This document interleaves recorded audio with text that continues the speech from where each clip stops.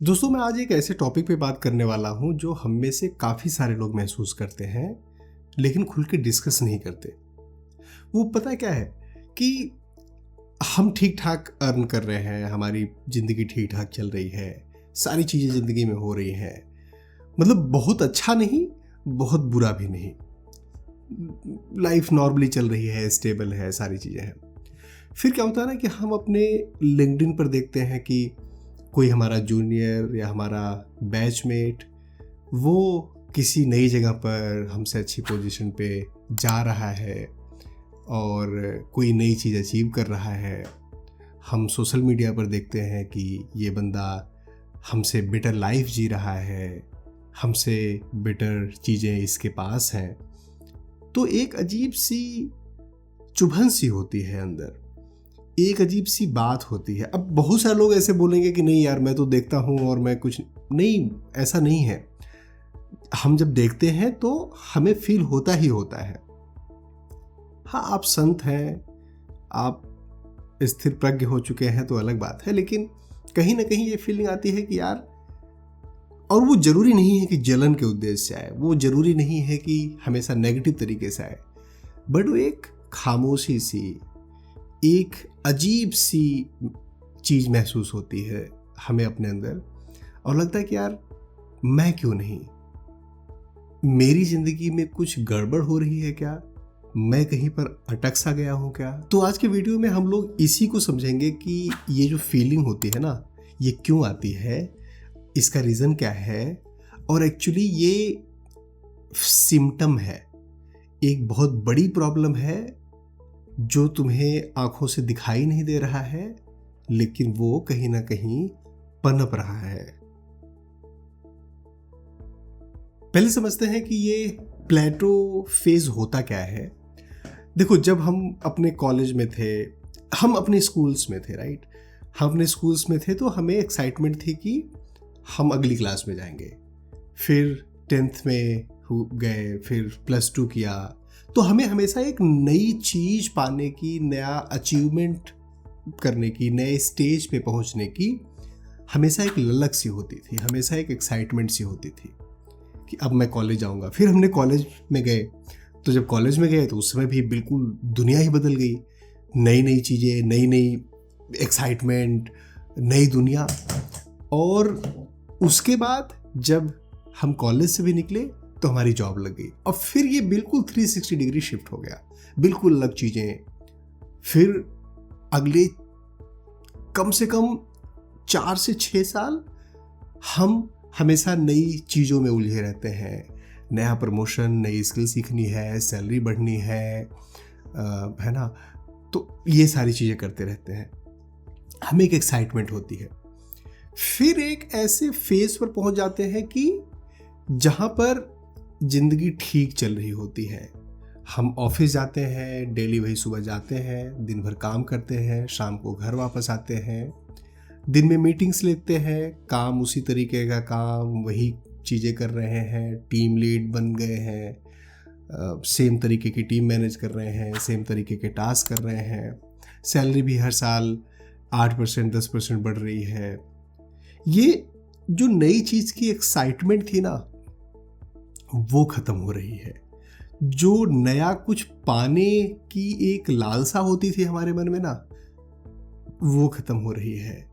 ऐसा नहीं है कि ज़िंदगी में किसी तरीके की प्रॉब्लम है, ऐसा नहीं है कि आपकी सैलरी इतनी कम है कि आप बहुत फ्रस्ट्रेटेड हो, ऐसा नहीं है कि आप बाकी लोगों से बहुत ज़्यादा पीछे रह गए हो, ऐसा भी नहीं है कि ज़िंदगी में इतने उतार चढ़ाव आ रहे हैं कि आप बिल्कुल मिड लाइफ क्राइसिस के तरीके से महसूस कर रहे हो। ये फीलिंग, उनमें से कोई भी फीलिंग नहीं है। ये फीलिंग है कि अब लाइफ का पर्पस क्या है, अब मेरी ज़िंदगी का उद्देश्य क्या है, अब आगे नया क्या आएगा। हमारा जो मन है ना, हमारी जो ज़िंदगी है ना, हमेशा कुछ नया खोजते रहती है, हमेशा कोई नई चीज़ पाना चाहती है, हमेशा कोई नया अचीवमेंट, नया रिकग्निशन। लेकिन अब हमारी ज़िंदगी ऐसे स्टेज पर पहुंच गई है जहां पर कुछ नया नहीं हो रहा है, सिमिलर सा हो रहा है, अच्छा हो रहा है, नया नहीं हो रहा है, एक्साइटमेंट नहीं हो रहा है। हमारी सोसाइटी इसी को बोलती है सेटल हो जाओ। हमेशा बोला जाता है ना कि यार सेटल हो जाओ। आप सेटल हो गए हो और ये सेटल होना आपके लिए बहुत बड़ी मुसीबत खड़ी कर रहा है, आपके लिए बहुत बड़ी परेशानी लाने वाला है। पहला रीजन है कंपैरिजन का कंपाउंडिंग इफेक्ट। जब आप स्कूल या कॉलेज में थे तो मैस्लो इफेक्ट याद था। तो बेसिकली ये क्या होता है कि हमारा जो ब्रेन है, हमारा जो दिमाग है, ये जब तक सर्वाइवल मोड में रहता है ना तब तक कंपैरिजन नहीं देखता। जब सर्वाइवल मोड से निकल जाता है तब कंपैरिजन बहुत ज़्यादा देखता है। जब हम नए नए थे, जब हम स्कूल में थे, जब कॉलेज में थे, तब हमारे दिमाग में कंपैरिजन चलता था, कंपटीशन चलता था। बट ज़्यादातर समय वो ये होता था कि यार मैं इससे आगे निकल जाऊँ, मेरे परसेंटेज आगे ज़्यादा आ जाए। फिर हम बहुत ज़्यादा बिजी रहते थे अपने डेली रूटीन में, हम बहुत ज़्यादा बिजी रहते थे वो नई चीज़ अचीव करने में, क्योंकि वो नई चीज़ किसी दूसरे की वजह से नई चीज़ नहीं थी हमारे लिए भी नई चीज़ थी। हमारे लिए वो नया अचीवमेंट होता था, हमारे लिए वो नया माइलस्टोन होता था। तो हम नई स्किल सीखने में, नया जॉब हंट करने में, क्योंकि उस समय आपको पैसे की ज़रूरत है, उस समय आपको सर्वाइवल की ज़रूरत है, उस समय आपको बेसिक सैलरी की ज़रूरत है, आप उसके पीछे भाग रहे हो, एक के बाद एक भाग रहे हो। आप देख रहे हो कि कौन कहाँ जा रहा है, कैसे उसकी सैलरी बढ़ गई, वो कंपैरिजन चल रहा है आपके दिमाग में। लेकिन उस कंपैरिजन का उतना इफेक्ट आपकी लाइफ में नहीं होता। और अब जब आप सेटल हो गए हो, जब आपकी ज़िंदगी ठीक चल रही है, बढ़िया चल रही है, फिर किसी दिन आप लिंक्डइन पर किसी की पोस्ट देखते हो कि आपका बैचमेट है, वो किसी कंपनी में सीटीओ हो गया। आप इंस्टाग्राम पे देखते हो कि आपका एक कुलीग है, वो तो यूरोप का टूर करके आ रहा है। अब आपके पास कोई और नई चीज आपके खुद के लिए अचीव करने को नहीं है, तो अब कोई दूसरा अचीव कर रहा है, वो आपको अचीव करना है। वो कंपैरिजन का कंपाउंडिंग इफेक्ट आपकी जिंदगी में आ रहा है। वो आपके सोच को, आपके अंदर के एक्साइटमेंट को किल कर रहा है। अब बहुत सारे तो ऐसे लोग होंगे ना, बहुत सारे ऐसे कलीग्स होंगे तुम्हारे, बहुत सारे ऐसे बैचमेट्स होंगे जो तुमसे कम सैलरी पर होंगे, या जो तुम्हारी सो कॉल्ड उतना अच्छा नहीं कर रहे होंगे जितना अच्छा तुम कर रहे हो। लेकिन उनके भी तुम पोस्ट देखते हो ना, उनके भी तुम लिंक्डइन पोस्ट देखते हो, उनके भी तुम सोशल मीडिया पोस्ट देखते हो, लेकिन तुम्हारा ध्यान उस पे बहुत कम जाता है। तुम्हारा ध्यान उस पे ज्यादा जाता है जो तुमसे बेटर कर रहा है। इसे साइकोलॉजी में अपवर्ड कंपैरिजन बोलते हैं। दूसरा रीजन होता है स्किल वर्सेस इनकम मिसमैच। जब तुम नई चीजें कर रहे थे, जब तुम सर्वाइवल मोड में थे, तो तुम कितनी नई चीजें सीख रहे थे, तुम कितने नए स्किल सीख रहे थे। अच्छा, नहीं समझ में आएगा, चलो अभी जब तुम स्टेबल हो, जब तुम्हारी सारी चीजें सही चल रही हैं, तब सोचो पिछले 2 साल में क्या सीखा, क्या नई चीज सीखी। अब आंसर ये नहीं होगा टीम हैंडल करना सीखा है ना, मैनेजमेंट सीखा। ये सब्जेक्टिव टर्मिनोलॉजीज है, इसको आप क्वांटिफाई नहीं कर पाओगे। आपने सीखा नहीं सीखा खुद से झूठ बोल लोगे। आपने पिछले 2 साल में क्या सीखा? आपका जवाब होगा हाँ यार, 2 साल में बहुत कुछ नया नहीं सीखा। और जब आप बहुत कुछ नया नहीं सीख रहे हो तो आपकी इनकम भी वही 8% 10% हर साल बढ़ रही है, क्योंकि अब आपको जरूरत नहीं है, अब आपके अंदर वो सर्वाइवल वाली हंगर नहीं है। आपके गोल क्या है कि हाँ सारी EMI चली जाए, सारे पैसे चले जाए, थोड़े पैसे सेव हो जाए, बच्चों की स्कूल की फीस जानी है। आप ये रेगुलर जो ऑपरेशनल चीजों में आप फंस गए हो, यही ऑपरेशनल चीजें ही आपकी रियलिटी बन गई है। पहले सर्वाइवल एक गोल था, अब सर्वाइवल शॉर्टेड है। अब आपका गोल तो कोई बड़ा सपना होना चाहिए, अपनी कंपनी शुरू करनी है, यहां तक पहुंचना है, कंपनी में CTO बनना है, CEO बनना है। नहीं, CTO CEO के बारे में तो हम सोच ही नहीं रहे हैं। हम सोच रहे हैं इस महीने की सैलरी इतनी आई, इतना इंसेंटिव आ जाएगा, इतने पैसे यहाँ से आ जाएंगे, इतना यहाँ खर्चा हो जाएगा, ये 3 EMI चली जाएगी और हमारी जिंदगी सही चल रही है। जिंदगी ठीक चल रही है, जिंदगी सही चल रही है, जिंदगी बेहतरीन चल रही है, जिंदगी जी रहा हूं, इस बात पर ध्यान नहीं जाता। लिंक्डइन की 2024 का ये सर्वे कहता है कि ऑलमोस्ट 89% वर्किंग प्रोफेशनल ये मानते हैं कि विद इन 3 years उनकी जो स्किल्स है वो आउटडेटेड हो जाती है। उन्हें नई चीज़ सीखनी पड़ती है, नई चीज़ें समझनी पड़ती हैं, नई चीज़ों में उतरना पड़ता है। और ये जो डिफरेंस होता है ना, नई चीज़ ना सीखने का, नया स्किल ना सीखने का, इसका गैप आपके सैलरी स्लिप में कभी कभी दिखता है, लेकिन आपके अंदर हमेशा दिखता है। आप खुद अपने अंदर हमेशा महसूस करते हो कि मैं जिंदगी में आगे नहीं बढ़ रहा हूं, जिंदगी में अगले स्टेप पर नहीं जा रहा हूं। और तीसरा रीजन है आइडेंटिटी क्राइसिस। जब हम स्कूल में थे ना, तो हमारी एक आइडेंटिटी थी कि हम इस क्लास के स्टूडेंट हैं, हमें ये बनना है। जब हम कॉलेज में थे तो हमारी आइडेंटिटी थी कि हम इस कॉलेज में ये कोर्स कर रहे हैं, हमें डेवलपर बनना है, हमें मार्केटियर बनना है, हमें ये बनना है।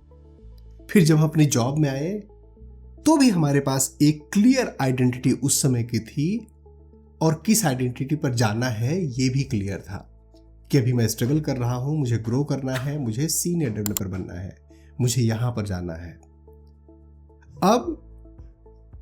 अब आपका गोल क्या होगा? अब आपकी आइडेंटिटी क्या हो गई है कि जी मैं डेवलपर हूं, मैं सीनियर डेवलपर हूं, जी मैं मैनेजर हूं। लेकिन जाना कहां है? अगला स्टेप क्या है? अगली आइडेंटिटी क्या होगी? अगला क्लियर गोल क्या होगा? ये मिसिंग है। और जब ये मिसिंग होता है ना, आपको आने वाली चीज नहीं दिख रही होती है, आपकी खुद की आइडेंटिटी से आप रिलेट नहीं कर पाते हो, तो अंदर ही आपको ब्रेक करता है। कई बार इतनी नेगेटिविटी भर देता है कि आप डिप्रेशन तक में चले जाते हो। और चौथा रीजन होता है वैलिडेशन का एब्सेंस। देखो, जब हम कॉलेज में थे ना, तो हमारे टीचर्स हमें वैलिडेट करते थे, हमारे एफर्ट्स को, हमारे रिजल्ट को, वो सारी चीज़ों को वैलिडेट करते थे, अप्रिशिएट करते थे, प्राउड फील करते थे, या नेगेटिव भी कई बार करते थे, डांटते भी थे, नालायक भी बताते थे। फिर हम कॉलेज में गए तो यही सेम चीज़। और जब हमने जॉब ज्वाइन किया, जब हम जूनियर लेवल पर थे, स्टार्टिंग के 7-8 साल, तभी हमारे साथ यही था ना कि हमारा बॉस हमें बोलता था, डांटता था, या हमारे एफर्ट्स को रिकॉग्नाइज करता था, प्रमोशन कर। अब हम खुद आ गए हैं मिडिल मैनेजमेंट में। सीनियर मैनेजमेंट उस तरीके से हमें ना तो अप्रिशिएट करता है, ना गालियां देता है। अब हमारे एफर्ट्स को कौन रिकॉग्नाइज करेगा? हमें एक वैलिडेशन चाहिए होता है। कई बार वो अपने खुद का वैलिडेशन, अपने सीनियर्स का वैलिडेशन, कलीग्स का वैलिडेशन, फैमिली का वैलिडेशन। और जब हमें वैलिडेशन नहीं मिलता तो हमें लगता है कुछ तो मिसिंग है, कुछ तो जिंदगी में नहीं सही है, कोई अप्रिशिएट नहीं कर रहा है। जब कोई हमें हमारे काम को देखने वाला नहीं है ना, जब कोई हमें ऑब्जर्व करने वाला नहीं है, हमें पॉइंटर्स देने वाला नहीं है, तो हमारे अंदर से वो एक्साइटमेंट मिस हो जाती है, खत्म हो जाती है। सबसे पहला काम ये करना है कि एक्नॉलेज करना है। सबसे पहले एक्नॉलेज करो कि तुम अभी प्लेटो में हो, तुम उस सिचुएशन में हो जहां पर तुम्हें क्लैरिटी नहीं है, जहां तुम्हें आइडेंटिटी क्राइसिस हो रही है, जहां तुम्हें फ्यूचर का नहीं पता है, जहां तुम्हें नहीं पता कि क्या करना है, कैसे आगे बढ़ना है, जिंदगी में क्या चाहिए, क्या नहीं चाहिए, गोल्स क्लियर नहीं है। जब तक तुम ये एक्सेप्ट नहीं करोगे, एक्नॉलेज नहीं करोगे, तुम्हारे अंदर ये जो डीप सी फीलिंग है ये बढ़ती चली जाएगी। और ये डीप सी फीलिंग जो बढ़ती चली जाएगी स्ट्रेस में कन्वर्ट होगी, स्ट्रेस से एंजाइटी में कन्वर्ट होगी। उससे पहले तुम्हें डायबिटीज़, बीपी, इन सारी चीज़ों की प्रॉब्लम दे देगी। ऐसा नहीं है कि ये सारी प्रॉब्लम्स जो रूटीन हमारा है, जो हमारे लाइफस्टाइल की प्रॉब्लम्स है, उससे नहीं होती, उससे भी होती है, बट ये कैटलिस्ट है, ये एक्सीलरेटर है, ये आपकी प्रॉब्लम्स को ये आपके एंजाइटी को, आपके स्ट्रेस को, आपके बीपी को, शुगर को स्पीड अप कर रहा है। जल्दी जल्दी आपके अंदर वो पनपते चले जा रहे हैं। दूसरा स्टेप है redefine your self, redefine your growth. अभी तक हमारे लिए ग्रोथ पैसा था, अभी तक हमारे लिए ग्रोथ एक नया रोल था। अब जब तुम इस कंडीशन पे आ जाओगे, जब स्टैग्नेंसी आ जाएगी तुम्हारी जिंदगी में, तब तुम खुद से पूछो कि क्या तुम अपने जूनियर्स को अच्छे तरीके से मेंटोर कर पा रहे हो? क्या तुम प्रॉब्लम्स के यूनिक सॉल्यूशंस ढूंढ पा रहे हो? क्या तुम पहले से ज्यादा पेशेंस हो गए हो? क्या तुम्हारे डिसीजंस पहले से ज्यादा क्लियर हो गए हैं? इन चीजों को डिफाइन करो। तुम्हें नए अचीवमेंट, नए गोल्स छोटे छोटे बनाने पड़ेंगे खुद के लिए। जब उन चीजों को अचीव करना स्टार्ट कर दोगे तो तुम्हारी जिंदगी और आसान होती चली जाएगी। तुम्हारे अंदर वो एंजाइटी, क्योंकि देखो, एक रिटायरमेंट का गोल कभी भी तुम्हें एक्साइट नहीं करेगा। तुम्हें एक्साइट करेगा छोटा छोटा, अगला स्टेप, अगला स्टेप, फिर अगला स्टेप। क्या भी अब मेंटोर कर पा रहा हूँ अच्छे तरीके से कि नहीं? क्या मैं कुछ और नई लर्निंग कर सकता हूँ कि नहीं? क्या मैं पेशेंस अपना और अच्छा कर सकता हूँ कि नहीं? क्या मैं और डिसीजंस और बेटर ले सकता हूँ कि नहीं? जब इन चीजों को सोचना शुरू करोगे ना, तो तुम्हें इन चीजों के स्टेप बाय स्टेप प्रोसेस मिलते चले जाएंगे। और मैं तुम्हें एक बहुत ही अनपॉपुलर सजेशन देने वाला हूं। जरूरी नहीं कि सजेशन तुम्हारे लिए हो सकता है तुम्हारे लिए सजेशन ना हो, लेकिन सुनो, be comfortable on being average. कुछ भी नहीं रखा है। अगर आप एवरेज हो, अगर आप एक लीनियर लाइफ जी रहे हो, ये बुरी बात नहीं है। ये जो कोई ऑर्गेनाइजेशन होता है ना, कोई लोगों का ग्रुप होता है ना, कोई कंट्री होती है, मतलब कोई भी एक ग्रुप होता है, कोई सोसाइटी होती है, उसमें 10% जो बॉटम 10% होते हैं, जो कुछ भी कंट्रीब्यूट नहीं कर रहे हैं, बिल्कुल लेथार्जिक पड़े हुए हैं, और जो 10% बहुत ही क्रिएटिव है, अलग तरीके के लोग हैं जो बहुत ही क्रिएटिव और टॉप है। ये दोनों कंपनी के मास प्रोडक्शन में, मास ग्रोथ में बहुत ज़्यादा कंट्रीब्यूट नहीं करते। इवन टॉप 10% लोग भी और टॉप बॉटम 10% लोग भी। कंपनीज, ऑर्गेनाइजेशंस, जिंदगी, सोसाइटी, लाइफ चलती है इस बीच के 80% लोगों से। मध्यम मार्ग, बीच का स्टेटस। और जिस दिन तुमने ये रियलाइज कर लिया कि एवरेज रहना, नॉर्मल रहना, ये कोई बुरी बात नहीं है, इसमें किसी तरीके की प्रॉब्लम नहीं है, ये एंजाइटी नहीं देती, उस दिन तुम लिबरेशन तक पहुंच जाओगे। तो इस वीडियो का मकसद किसी भी तरीके का मोटिवेशन नहीं था। इस वीडियो का मकसद किसी तरीके का डिमोटिवेशन भी नहीं था। इस वीडियो का मकसद था आप रियलिटी समझो। कोई बहुत आगे जाना, कोई बहुत पीछे जाना, ये 50 अलग अलग तरीके के फैक्टर्स पर डिपेंड करता है। और मैं सही बताऊं, तुम मेहनत करते रहो, तुम कंटिन्यूअस लगे रहो, रिजल्ट आएगा नहीं आएगा तुम्हारे हाथ में नहीं है। कर्मण्येवाधिकारस्ते मा फलेषु कदाचन। दोस्तों, मुझे उम्मीद है ये वीडियो आपको पसंद आई होगी। अपने दोस्तों के साथ शेयर करिए, इस वीडियो को लाइक करिए, चैनल को सब्सक्राइब नहीं किया है तो प्लीज़ सब्सक्राइब करिए। अपनी हेल्थ का, अपनी मेंटल हेल्थ का बहुत बहुत ध्यान दीजिए। हमारे वीडियोस को देखते रहिए, अपना और अपनों का ख्याल रखिए। Thank you. जय हिंद।